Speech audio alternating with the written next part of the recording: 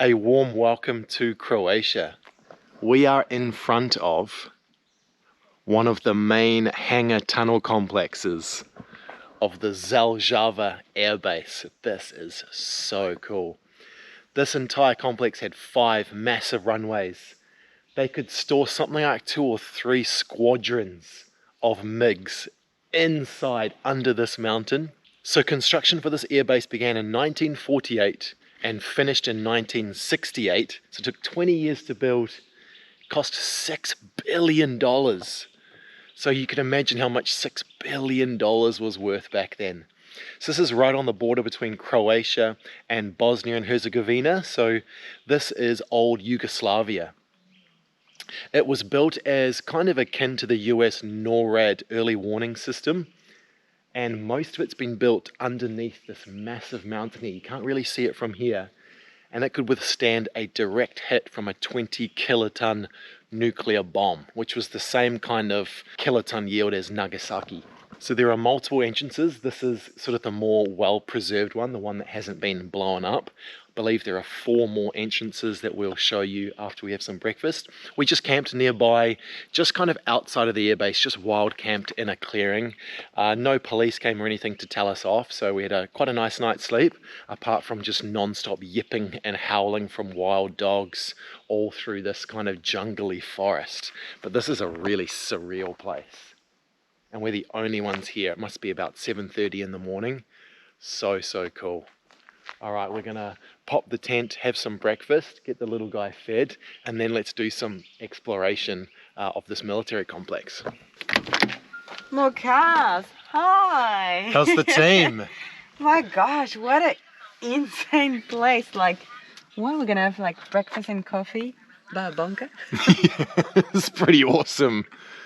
This is amazing. They let you come here and just... And it's you don't free. have to pay. They're like, Yeah. Crazy.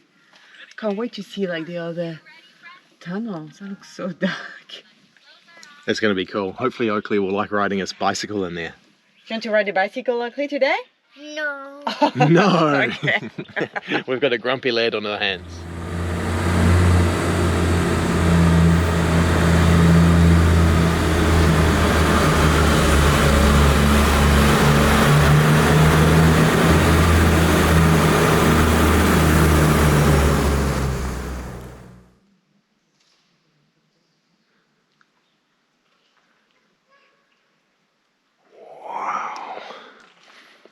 Look at the destruction on these hangar doors.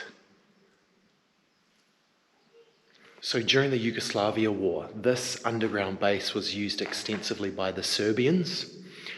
When they had to withdraw, they ended up planting explosives all throughout here and on the runways and detonated them.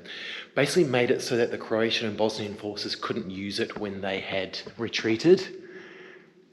And this is just some of the devastation they caused. Like, the GoPro really does not do this justice, but just to give you an idea of scale of what we're talking about here.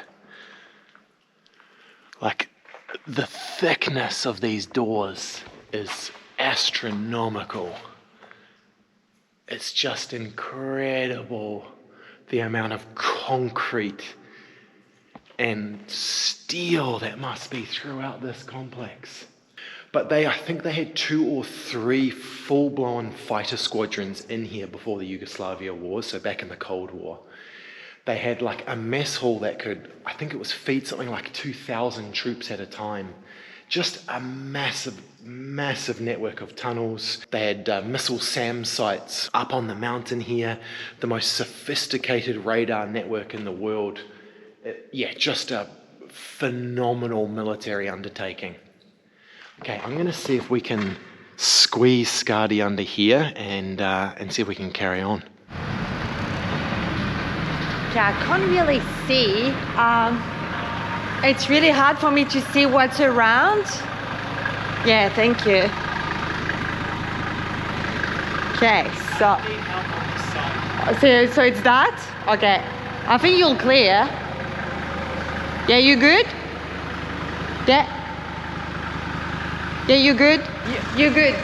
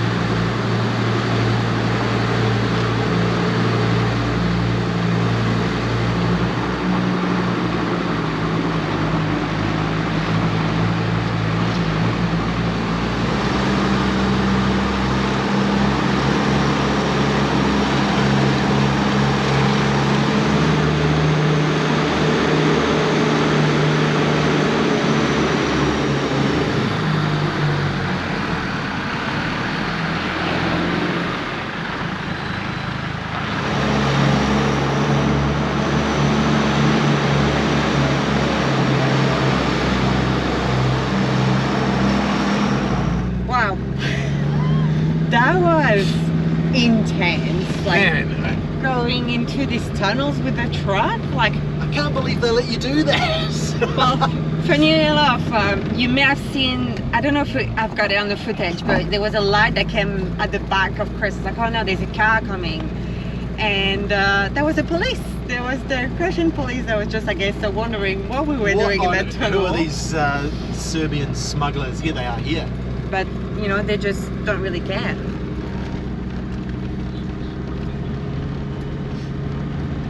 Yeah, this is That was the cops then, by the way, so we just stopped filming. That was a bit awkward because he was looking right at us. I think he was just looking at the truck like, what? I've never seen that before. Yeah, it's, I mean, we're not doing anything, you know, illegal driving in this tunnel. As far as we're aware, they let you explore. No, they do, yeah, no, they do. Crazy. So this, it looks like they turn into like a drift ring. It's just exploded tires and rubber on the ground, so they must just burn around here. And then you've got the big airstrip, so I guess people must do drag races and stuff on these. From what I've read online before we came here, is the cops do not care at all. There's no posted speed limits or anything.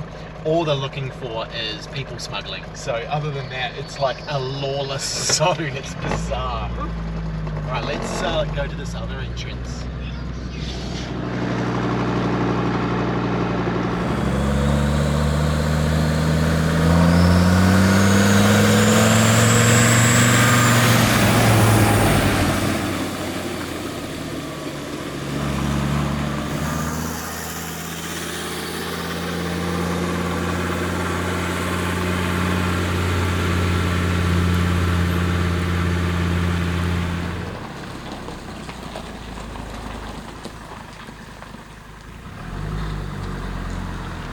Pretty wild, eh? It's crazy. And there's just no one here, like we said. So the reason this place is just so defensible is this is just a big mountain. So you could imagine deep in this underground base where all the MiG-21s and all the fancy equipment and the personnel were, is under just, you know, tens of meters, hundreds of meters potentially of rock before it becomes concrete and steel. So you can see why it could have taken a direct hit from a nuclear bomb and they would have been fine in here. Which is just wild when you think about it. So this one does not look very appropriate for Oakley riding his bicycle. More holes in. Yeah, let's have a little look up here. Yeah. Oh, yeah. That one looks a little bit dodgy, so we'll try out, I think there's 2 more that we can enter as far as I'm aware. You might have heard about mines in this area. So this area is very dangerous for mines, but in, I think it was 2017, the UN did quite a big mine clearing operation in this whole region.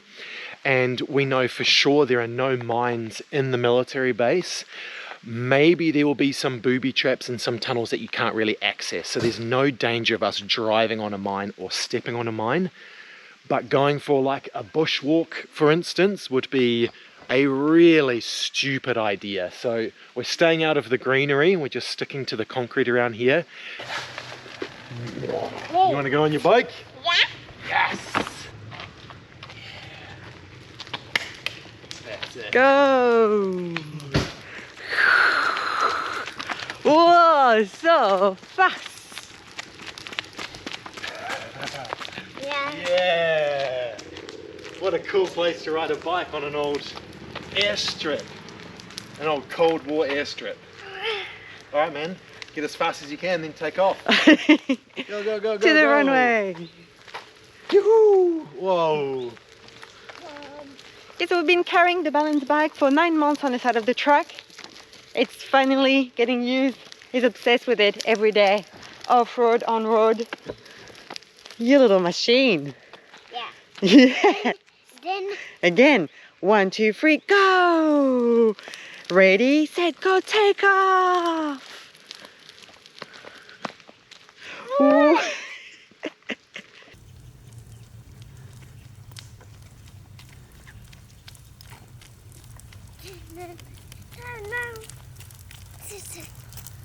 Yay! Yay! Amazing. Guys. One.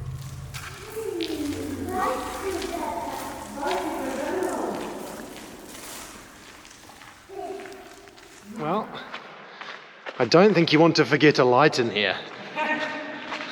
This boy is insisting in going with his bicycle in tunnel.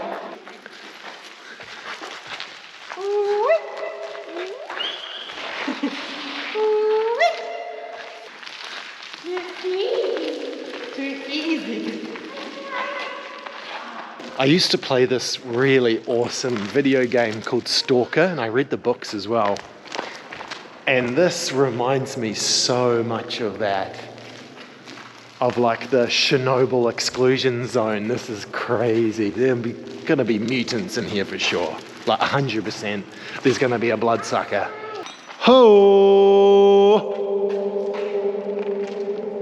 Oh, Clay!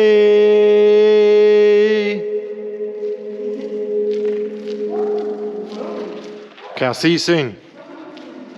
Alright, so I have seen a big, I think that's a big engine. Alright, we've got to check this out, guys. Oh.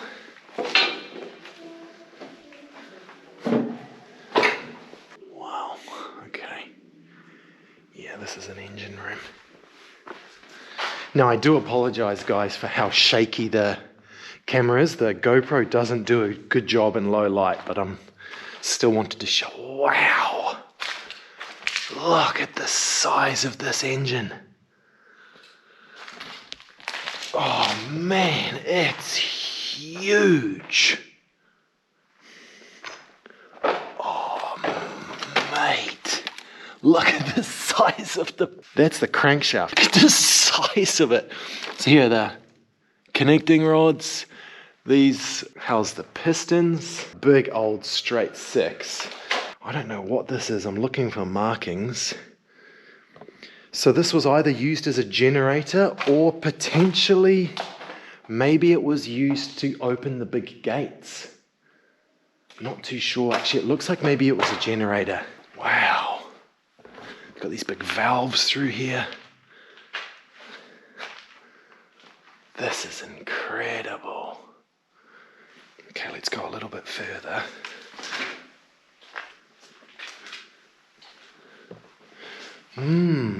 Okay, so I don't know much about electricity, but to me these definitely look like transformers. So I would say that is definitely a generator to power electricity in this place. Yeah, big transformer. 1, 2, 3, 4 or 5 big transformers. And clearly this has been blown up to create this much damage. This has not happened over time. This has been absolutely annihilated by C4 or something like that. If anyone knows what this is, or even can tell me what power plant this is, I would love to know. Here's some of those little coils. The water in there, yuck. Still water. Oh. And then there's this big, yeah, I guess a big, I don't know, what would you call that? I don't know enough about this sort of thing. Just incredible. I love this. Why have you awakened me from my slumber?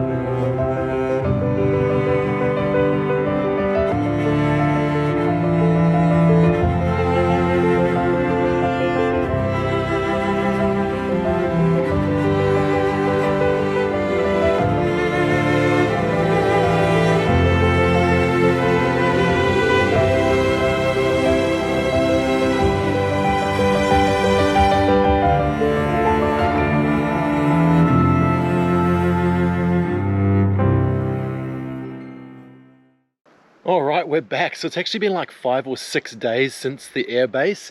We've just had the worst weather, and it seems to have not just been local, it's been this whole entire region. There's this quite bizarre wind phenomenon that happens in Croatia that we've just learned about called the bura. And it's basically where this really, really cold wind starts to converge just kind of back from the coast in the hills and the mountains. And it just fires down gale-forced winds through the entire coastline of Croatia. And not only is it incredibly strong, in fact, we had some wind warnings that were saying there were gusts up to 185 kilometers an hour, which is of course just way too much for filming or camping or anything like that. That's just miserable.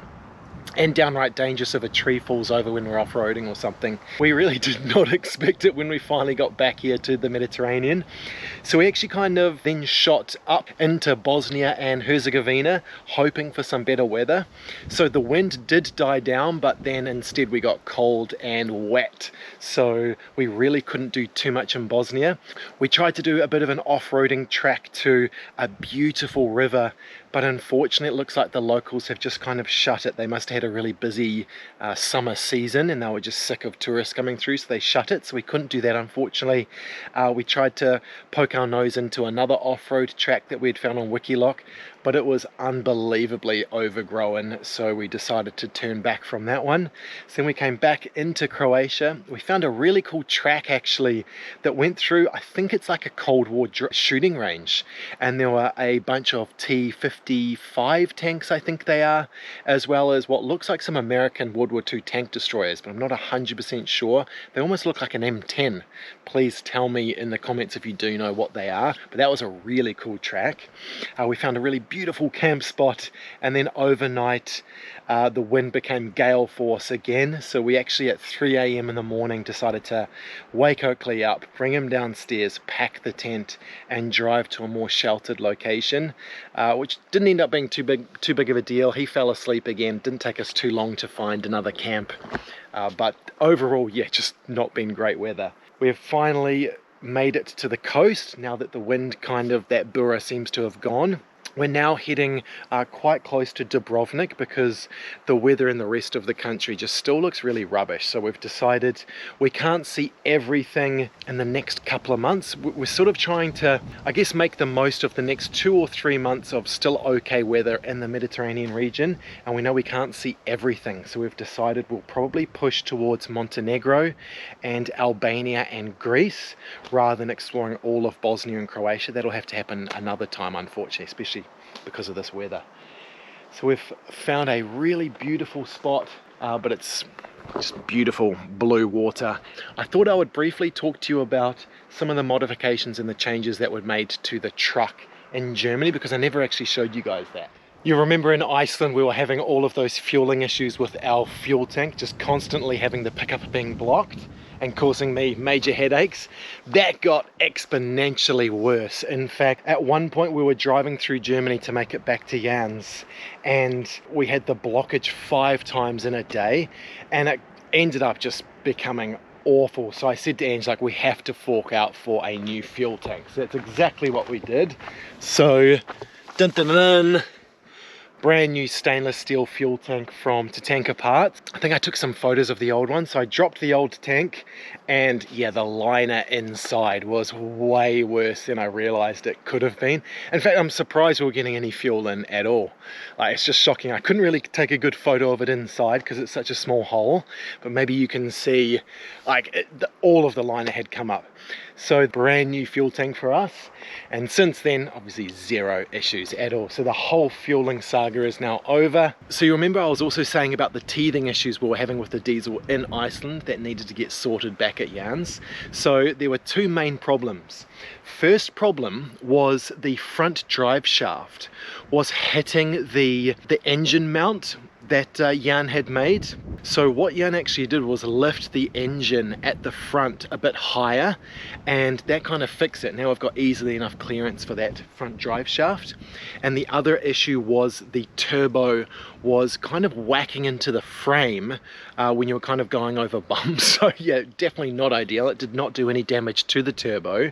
It was more just the noise, but now that is totally fixed. So the teething issues are gone. So we left Germany, as you know, heading towards here, towards Croatia. We went through Austria, we went through the Czech Republic, and the issues weren't over. So the first big issue that happened was the intercooler broke. So that's the one, the air to water intercooler. This was the liquid part. It's on the back of the engine. Not the fault of the intercooler at all, or really the setup. It was just, it was touching the back of the engine cover.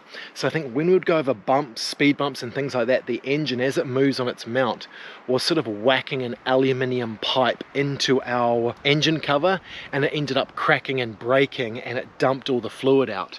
So we ended up finding a really nice dude in the middle of nowhere at the beginning of when we entered Slovenia, and he fixed it for us, TIG welded it up, and it's been perfect ever since. And man, the intercooler makes a big difference. Without it, we couldn't even really go up hills. The temperatures of the EGTs, the exhaust gases, would just skyrocket so fast. So yeah, I know it does a really good job, that air to water intercooler. Very happy with it. And last but not least, by far the scariest thing I think that's ever happened to me in all my years of driving. So the accelerator pedal, really basic. It's just a cable that runs through from the accelerator pedal through the firewall and connects to a lever on our mechanical fuel pump. That little wire is about 3 millimeters in diameter, and it runs through like a metal plastic coated sheath kind of pipe, I guess you could say, that's like 10 millimeters in diameter. So you can't actually see that cable. That started to feel a little bit strange kind of lately, and every once in a while I'd have to kind of open up some of the engine hatches and kind of change the position of where the cable was going. So I just sort of chalked it down to just needing a few tweaks of how it was connected to our fuel pump after the diesel swap. So I didn't think too much of it. Started to get a little bit worse, and the accelerator pedal started to feel quite hard to push and stuff. But again, it wasn't really causing that many issues. God, when we came through Austria, at some point I put my foot down on the accelerator and the accelerator pedal didn't come back up, and it just revved the engine to the moon, like 100%. It was like a diesel runaway. The only thing I could do was switch the key off and kill the ignition and coast it to a stop, which luckily I could. So then I got Ange and Oakley out of the car, kind of on the side of, it wasn't a highway, but it was a pretty busy road in kind of going through these mountains in Austria, these hills in Austria. Luckily there was a river that they could hang out at, and then I just did some tests on the truck, and it did like 2 or 3 more times, just 100% acceleration. Like really scary, the amount of noise that this engine creates when it's revving to the max. Scary. And yeah, nothing that I could do apart from just turn the ignition off. So what was happening was I would then like kind of crawl under here, and the cable that has a spring on the fuel pump should pull itself back, but it wasn't. So it would just go down and then loop all the way down, like kind of flaccid, kind of like the worst thing that can happen to an accelerator pedal. It would have been better if it had just snapped all together. At least the lever would have gone back to nothing on the fuel pump. And then I pulled the whole thing apart and realized that this 3 millimeter cable was starting to unravel, and it was kind of creating like a reverse spring tension on the inside of this sheath, and that was what was causing the problem. So without any parts, we managed to limp it to a small town, and then I had to do, it was like a 3.5k run in the pouring rain. This was in Slovenia by this stage, pouring rain. Got to this hardware store, bought some gear, came running back, and the reason I was running is because it was like 3 p.m. and there were no campsites nearby, so I needed to try and fix the accelerator pedal and then get back on the road. So it's just not the most fun experience.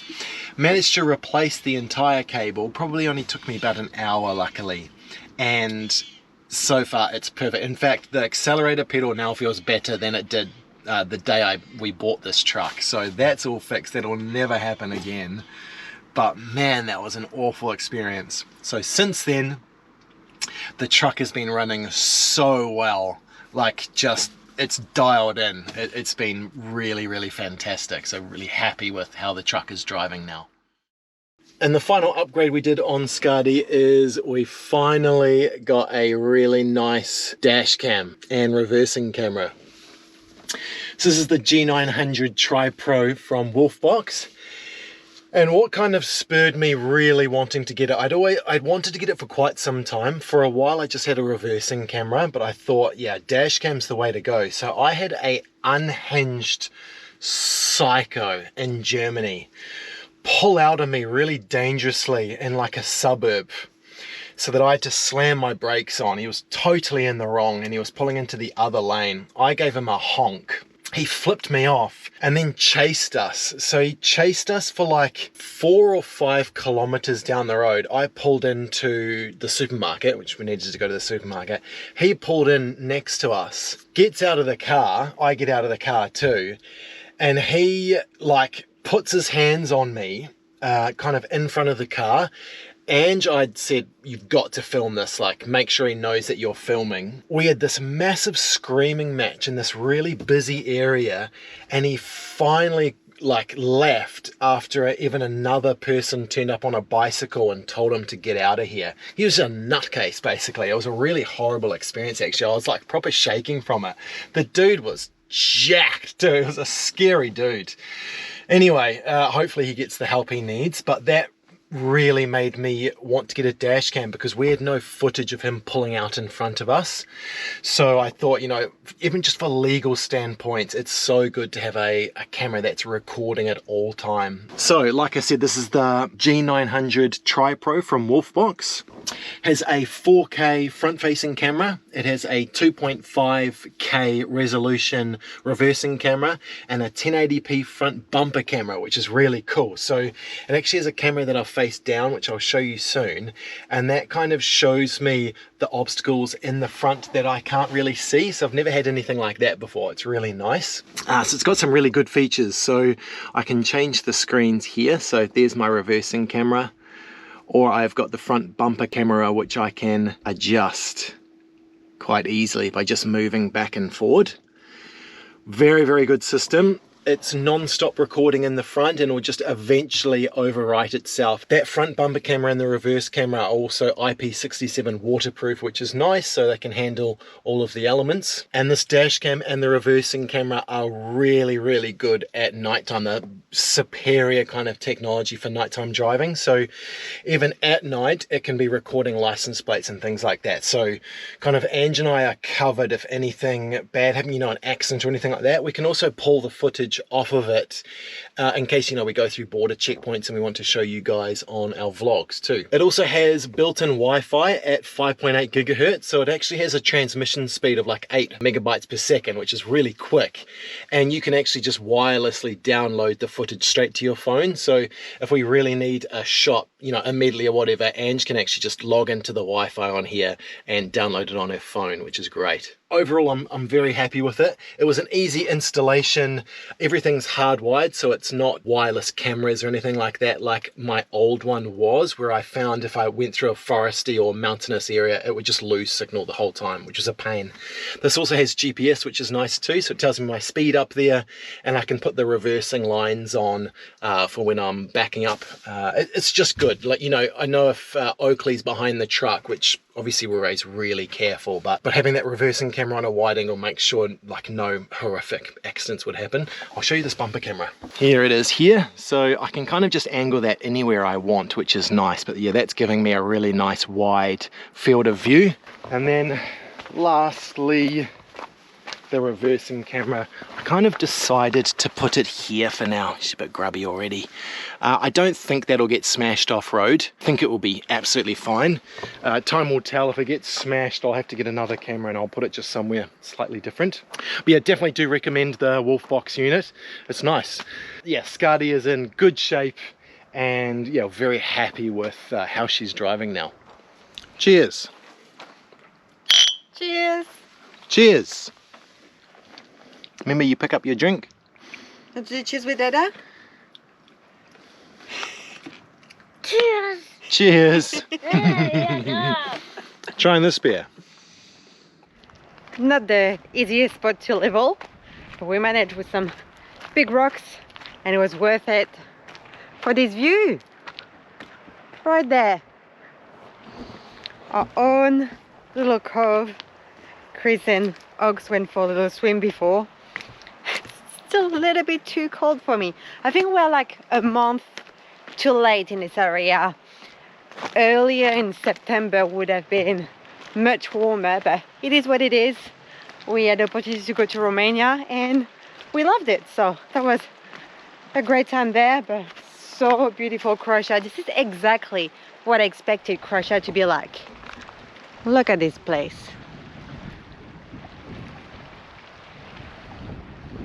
No big cities around, no people around, a beautiful clear water. What a spot.